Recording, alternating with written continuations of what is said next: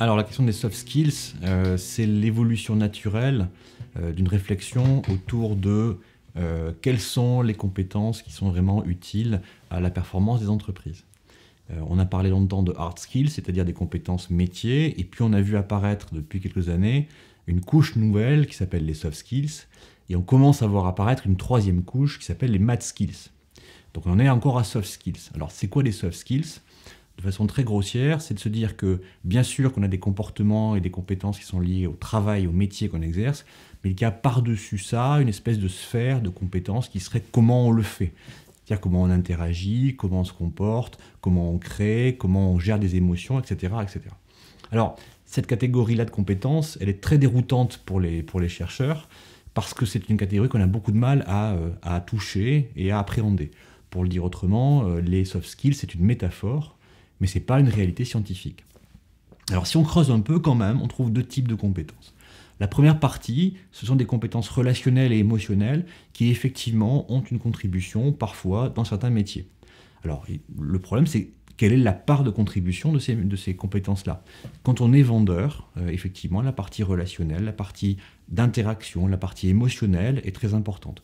Quand on est comptable, c'est préférable de travailler avec un comptable sympathique, mais est-ce que c'est vraiment une cause de sa performance? Et là, l'arbitrage peut se faire de façon très simple, parce qu'on a des données pour ça. On a un peu oublié le big data depuis 2 ou 3 ans, mais si on revient à ça, on peut trouver des données importantes qui permettent de répondre à la question simplement. Est-ce qu'on a un comportement, une compétence, un acquis, une ressource qui est vraiment contributive à la création de valeur et à la performance? Et là, le débat devient très simple. Soit en effet, ce comportement, cette compétence, ces ressources créent de la valeur, sont contributives à la performance, c'est donc une compétence qu'on peut s'amuser à appeler hard ou soft comme on veut, ou bien c'est un comportement, une ressource qui n'est pas liée à la performance dans le poste et donc c'est pas important. Alors cette distinction-là est très pratique parce qu'elle permet justement de faire la différence entre l'un et l'autre et qu'elle met du contenu dans ce qu'on appelle des soft skills ou des hard skills. Et puis il y a une autre famille de compétences qui est très souvent mélangée avec les soft skills, c'est la capacité à évoluer. Parce qu'un discours qu'on entend souvent sur les soft skills, c'est de dire l'entreprise va évoluer, les postes vont changer, la digitalisation va apporter des changements, etc. Donc l'important, ce n'est pas uniquement les hard skills, donc les compétences métiers, puisque les métiers vont changer. L'important, c'est la capacité à apprendre, à se renouveler, à se transformer en quelque chose. Et là, c'est beaucoup plus compliqué, parce qu'on rejoint les débats qu'on avait très, très longtemps autour de ce qu'on appelait le potentiel. Le potentiel, c'est ce qu'on n'a pas encore.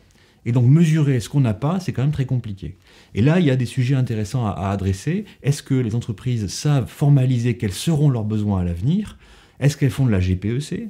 Est-ce qu'elles sont capables de réfléchir aux évolutions de leur poste? Est-ce qu'elles font de la prospective? Il y a des méthodes pour ça, donc elles devraient pouvoir le faire.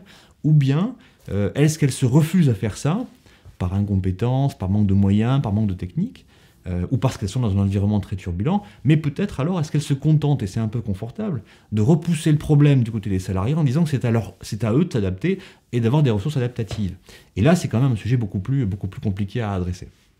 Dans une expérience qu'on a menée il y a quelques mois et qui va être diffusée dans quelques semaines, on a essayé de se demander quelle était la différence à CV identique entre un comptable qui joue au foot et un comptable qui joue au violoncelle.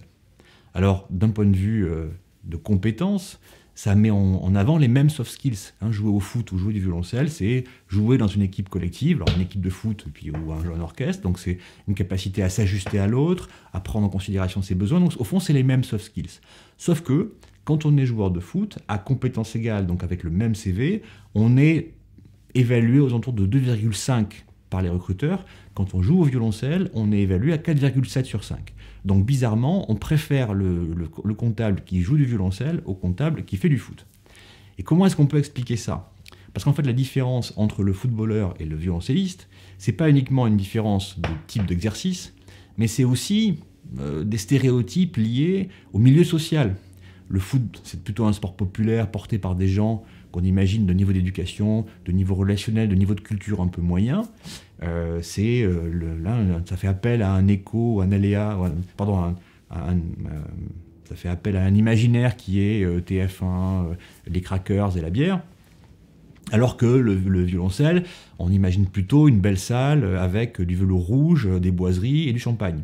Et donc, peut-être que le risque, c'est que parler de soft skills, ce soit une façon très politiquement correcte de parler de ce que Bourdieu appelle le capital culturel, c'est-à-dire de discriminer sans en avoir l'air des gens en fonction de leur éducation, de leurs compétences relationnelles, de leur capacité à dire bonjour monsieur, bonjour madame, bref, à avoir une éducation bourgeoise, traditionnelle, qui peut-être n'est pas si contributive que ça dans le poste, ou qui pourrait rapidement être éduquée ou être adaptée, mais qui en réalité pourrait faire l'objet d'une discrimination sur des bases qui sont complètement irrationnelles.